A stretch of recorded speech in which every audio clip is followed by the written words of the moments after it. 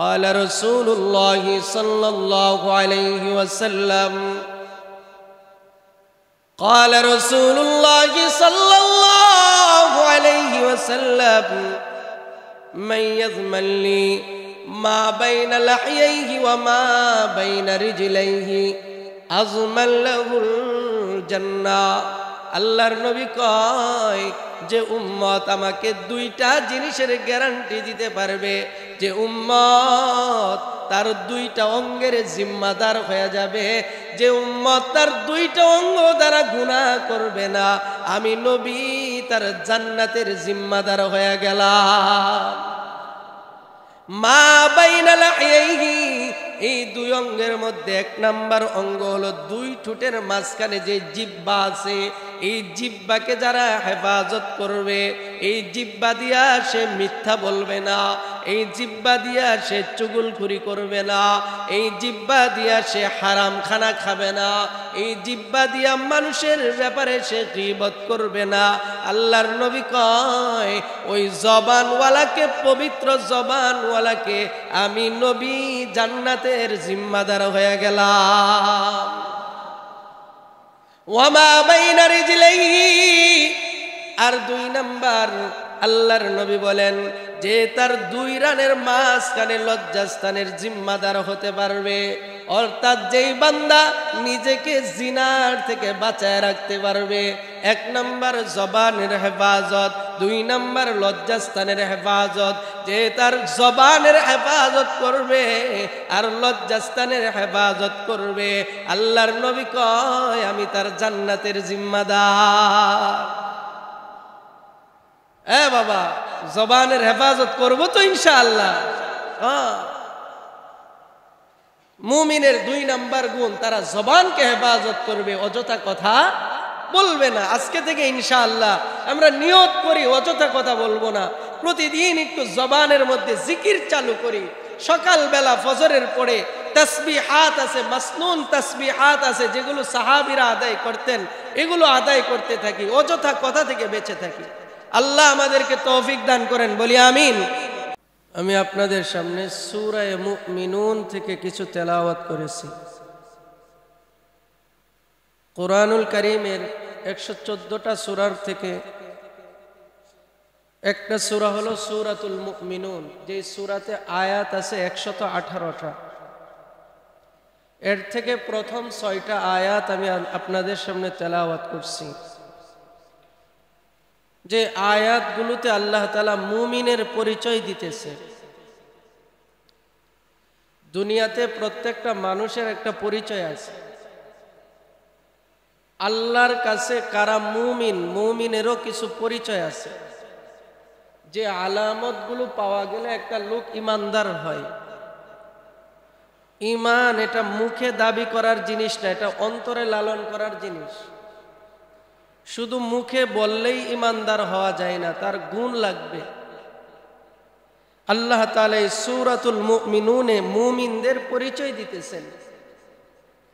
আল্লাহ বলেন যেই সমস্ত বান্দাদের মধ্যে 6টা সিফত পাওয়া যায়, যেই সমস্ত বান্দাদের মধ্যে 6টা গুণ পাওয়া যায়, আমি আল্লাহ তাদেরকে ইমানদার হিসাবে ঘোষণা দিয়ে দিলাম। এবং আল্লাহ বলেন এই 6টা গুণ যাদের মধ্যে থাকবে তারা সফল কাম। আর এই 6টা গুণের কোনো একটা গুণ যদি তার কারোর মধ্যে না থাকে, তাইলে সে পরিপূর্ণ ইমানদার হতে পারবে না। আল্লাহ আমাদেরকে 6 গুণওয়ালা ইমানদার হওয়ার তৌফিক দান করুক, বলি আমিন। 6টা গুণ কি কি? আল্লাহ তাআলা বলতেছেন قد أفلح المؤمنون। আল্লাহ বলেন যারা ইমানদার তারা সফল হয়ে গেছে। যারা ইমানদার তারা সফল হয়ে গেছে। এখানে আল্লাহ বলেন নাই যে সফল হবে, আল্লাহ বলছেন কি সফল হয়ে গেছে। আল্লাহ মাজির সিগা ব্যবহার করছেন। কেন? আল্লাহ এই জন্যই বলছেন সফল হয়ে গেছে, কারণ যারা ইমানদার তাদের সফলতাটা নিশ্চিত। একটা মানুষ তো প্রকৃত সফল হবে যখন সে জান্নাতে যাবে। আচ্ছা, আমরা কি এখন জান্নাতে চলে গেছি না জান্নাতে যাব? এখনো তো যাই নাই, জান্নাতে যাব। কিন্তু আল্লাহ মুমিনদের ব্যাপারে বলে দিলেন মুমিনরা সফল হয়ে গেছে। হবে এ কথা বলেন নাই, হয়ে গেছে বলছেন। কেন? কারণ আল্লাহ এটার দ্বারা বুঝাইছেন যে মুমিনরা যে সফল হবে এতে কোনো সন্দেহ নাই, নিশ্চয়ই মুমিনরা সফল হবে। এই কথা বোঝানোর জন্য আল্লাহ অতীতের শব্দ ব্যবহার করছেন। এখন মুমিন কারা? আপনারা আমার কথা বুঝে থাকলে বলেন, মুমিনের কয় গুণ? 6 গুণ। বলেন, মুমিনের কয় গুণ? 6 গুণ যদি কারোর মধ্যে থাকে তাইলে সে কি হয়? মুমিন হয়। গুণগুলো কি? আল্লাহ বলেন, আল্লাযীনা হুম ফী সালাতিহিম খাশিউন। আল্লাহ বলেন, যেই 6টা গুণ থাকলে একজন মানুষ ঈমানদার হয়, এর মধ্যে প্রথম গুণ হলো আল্লাযীনা হুম ফী সালাতিহিম খাশিউন, যারা খুশুর সাথে বিনয়ের সাথে নামাজের মধ্যে দাঁড়ায়, যারা মনের মধ্যে আল্লাহর ভয় করে, আল্লাহর ভয় নিয়ে যারা নামাজে দাঁড়ায়, খুশুর সাথে যারা নামাজ পড়ে, এটা হলো মুমিনের 1 নাম্বার পরিচয়। আন তা'বুদাল্লাহা কাআন্নাকা তারাহু ফাইন লাম তাকুন তারাহু ফাইন্নাহু ইয়ারাক। আল্লাহর নবী বলেন, তুমি এমন ভাবে ইবাদত করো যেন তুমি আল্লাহরে দেখতেছো। সুবহানাল্লাহ বলেন। আন তা'বুদাল্লাহা কাআন্নাকা তারাহু, এমন ভাবে তুমি ইবাদত করো যেন তুমি আল্লাহকে দেখতেছো। ফাইন লাম তাকুন তারাহু ফাইন্নাহু ইয়ারাক, যদি তুমি আল্লাহরে নাও দেখতে পাও, মনে মনে চিন্তা করবা আল্লাহ তোমারে দেখতেছে। কোন বান্দা যদি এই চিন্তা নিয়ে নামাজে দাঁড়ায় যে আল্লাহ আমারে দেখতেছে, তাইলে তার নামাজের মধ্যে মনোযোগ কম হবে না বেশি হবে? আমরাও জুমার নামাজ পড়ব 2 রাকাত, সাহাবীরাও জুমার নামাজ পড়ছেন কয় রাকাত? 2 রাকাত। নবীও পড়ছেন 2 রাকাত, আবু বকরও পড়ছেন 2 রাকাত, উমরও পড়ছেন 2 রাকাত, উসমানও পড়ছেন 2 রাকাত, আলীও পড়ছেন 2 রাকাত। কিন্তু সওয়াবের বেলায় কি আমরা কি উমরের সমান সওয়াব পাবো নাকি? জোরে বলেন না। আমাদের নামাজ আর আবু বকরের নামাজ এক নামাজ না, যদিও রাকাতের দিক দিয়ে এক, কিন্তু আমাদের দিল আর আবু বকরের দিল এক না। আমরা নামাজে দাঁড়াই, মনের মধ্যে দুনিয়ার বিভিন্ন চিন্তা এসে আমাদেরকে গ্রাস করে নেই। কিন্তু সাহাবীরা যখন নামাজে দাঁড়াইছেন, এমন খুশু নিয়া নামাজে দাঁড়াইছেন, এমন ভয় নিয়ে নামাজে দাঁড়াইছেন যেন এটাই আমার জীবনের শেষ নামাজ। আল্লাহ বলেন, আল্লাযীনা হুম ফী সালাতিহিম খাশিউন, মুমিনের 1 নাম্বার আলামত হলো যারা ভয় নিয়ে নামাজ পড়ে। সাহাবীদের মধ্যে নামাজের বড় ভয় ছিল, পায়ের ভিতরে তীর লেগে গেছে, নামাজে দাঁড়াইছে, তীর টাইনা খুলা পালাইছে, সাহাবী টেরও পায় না। তীর টাইনা পা থেকে খুলছে, টের পায় না। আর আমরা মশা গেলেও টের পাই। কি বলেন, ঠিক কি ঠিক না? তো বোঝা গেল এটা এখানেই সাহাবীদের নামাজ আর আমাদের নামাজের মধ্যে পার্থক্য। তো মুমিনের 1 নাম্বার আলামত ভয়ের সাথে নামাজ পড়বে। আমি যখন নামাজে দাঁড়াইলাম, কার সামনে দাঁড়াইলাম? বলেন না, কার সামনে? আল্লাহর সামনে আমি দাঁড়াইলাম।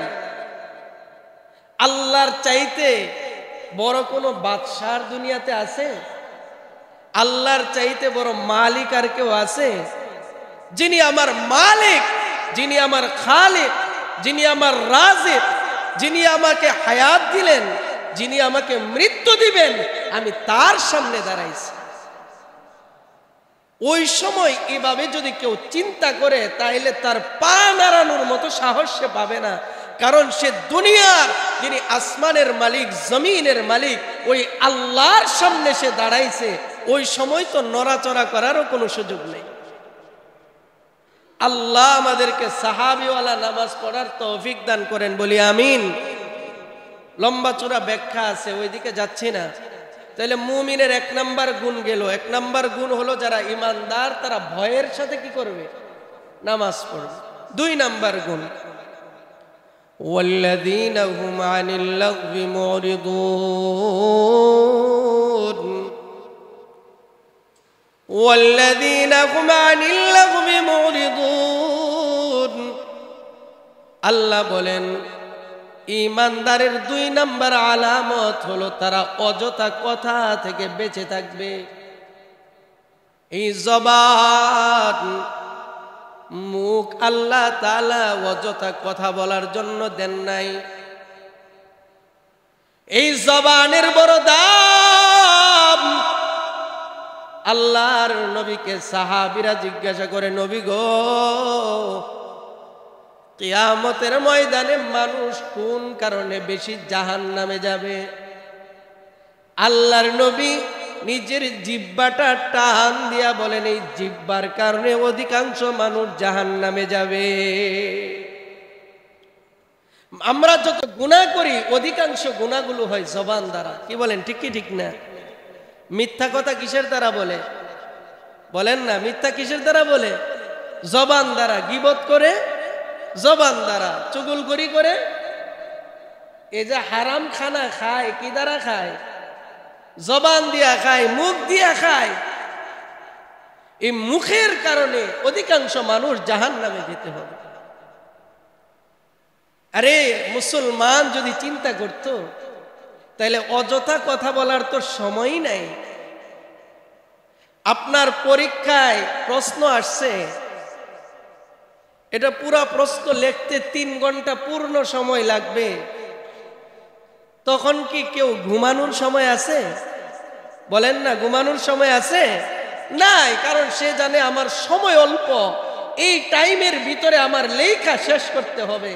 ও বাবা, দুনিয়ার হায়াতটাও তো আমার অল্প, এই অল্প হায়াতের ভিতরে তো আমাকে জান্নাত কামাই করতেই হবে। যদি এভাবে কেউ চিন্তা করে তার অযথা কথা বলার সময় নাই। মানুষের জীবনের সবচাইতে দামি জিনিস হলো সময়। দামি জিনিস হলো সময়। এই সময় অযথা নষ্ট করার জন্য আল্লাহ দেন নাই। এই সময়ের হিসাব আল্লাহর কাছে দেওয়া লাগবে কি লাগবে না? লাগবে।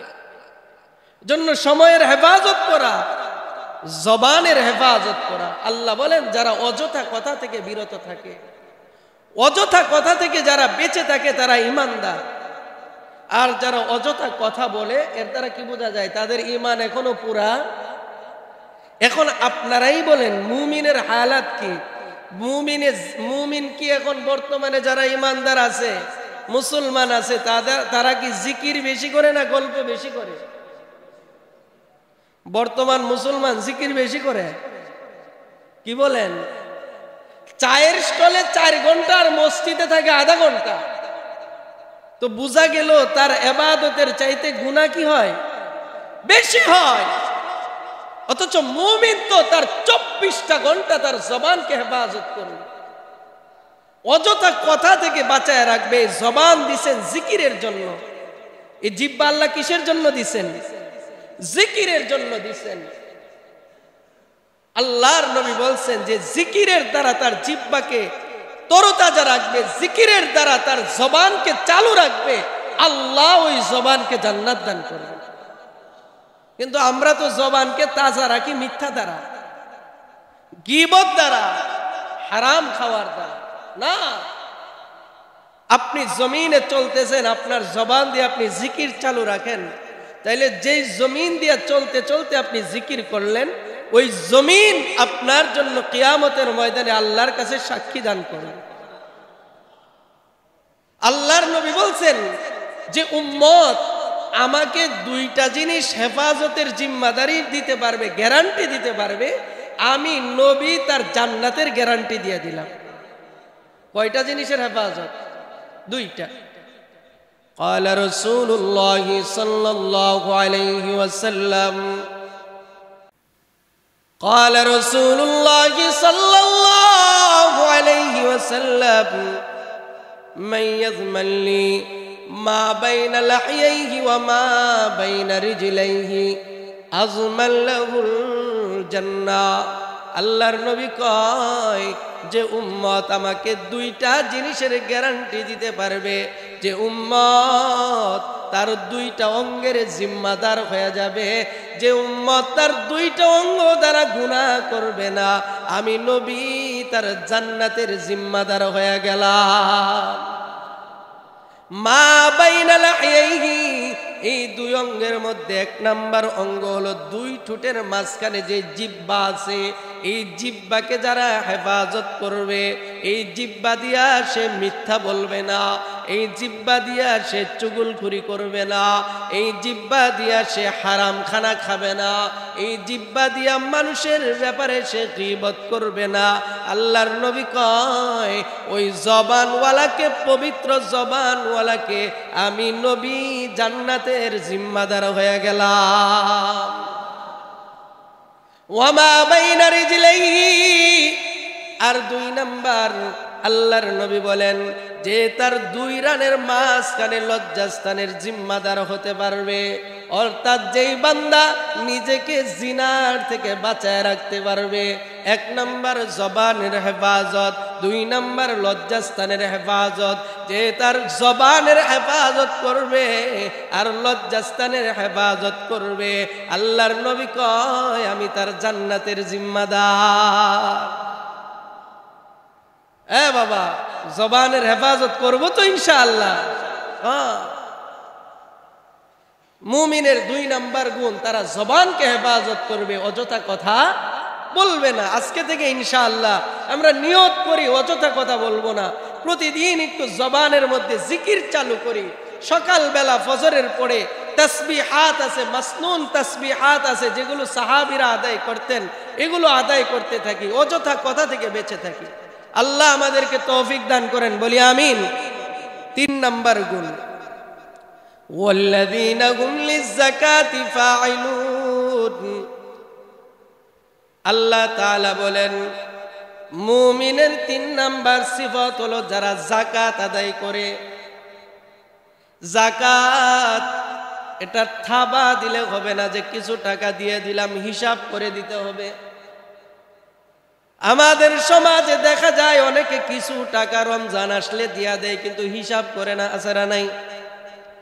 বেহিসাবি টাকা দিলে যাকাত আদায় হবে না, টাকা হিসাব করে দিতে হবে। এই যাকাত আদায় করা এটা মুমিনের তিন নাম্বার গুণ। চার নাম্বার গুণ, আল্লাহ বলেন ওয়াল্লাযীনা হুম লিফুরুজিহিম হাফিজুন, যারা তাদের লজ্জাস্থানকে হেফাজত করে।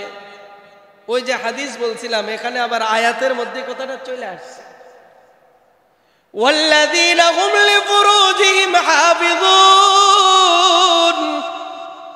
আল্লাহ তাআলা বলেন ঈমানদারের চতুর্থ গুণ হলো যারা তাদের লজ্জাস্থানকে হেফাজত করে। আরে বাবা, জিনার শাস্তি বড় ভয়াবহ। আল্লাহ আমাদের সবাইকে জিনা থেকে বাঁচার তৌফিক দান করুক, বলি আমিন। যারা কোনো না কোনো ভাবে জিনার সাথে জড়িত, চাই সেটা কথার জিনা হোক বা চোখের জিনা হোক বা হাতের জিনা হোক, যে কোনো জিনার সাথে যদি কেউ জড়িত থাকে, আল্লাহ তাআলা তার অন্তর থেকে শান্তি উঠায় নেবেন। লোকটা অনেক ধনী হতে পারে, তার অনেক টাকা থাকতে পারে, তার অনেক বড় বাড়ি থাকতে পারে, কিন্তু দিলে শান্তি থাকবে না। গুনাহ যখন করে, মানুষ যখন অপরাধ করে, তখন এক নম্বরে আল্লাহ তার অন্তর থেকে কি উঠায় নেয়? শান্তি উঠায় নেয়। বলেন কি উঠায় নেয়? শান্তি উঠায় নেয়। জিনাকারীদের অন্তরে কোনো শান্তি থাকে না, আর জিনাকারীরা আল্লাহর রহমত থেকে অনেক দূরে চলে যায়। আল্লাহর নবী মেরাজের রাত্রে আল্লাহ তো তাকে নবীকে জান্নাতও দেখাইছেন, জাহান্নামও দেখাইছেন। আল্লাহর নবী যখন জাহান্নাম দেখতেছেন, আল্লাহর নবী দেখেন বিশাল বড় একটা চুলা, ওই চুলার মধ্যে কিছু নারী আর পুরুষ উলঙ্গ অবস্থায় আল্লাহ তাদেরকে ফালায় রাখছেন।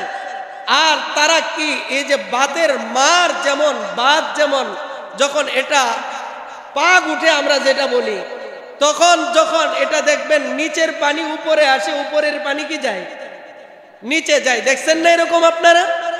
আল্লাহর নবী তাকায় দেখে এমন মারাত্মক আগুন, ওই আগুনের মধ্যে কিছু নারী পুরুষ এভাবে বাতের মারের মতো গড়াগড়ি করতেছে, একবার নিচে যাইতেছে আবার উপরে যাইতেছে। আল্লাহর নবী বললেন, এরা কারা? তখন জিবরিল বলে দিলেন, ইয়া রাসূলুল্লাহ, এরা ওই সমস্ত মানুষ যারা দুনিয়াতে জিনা করত।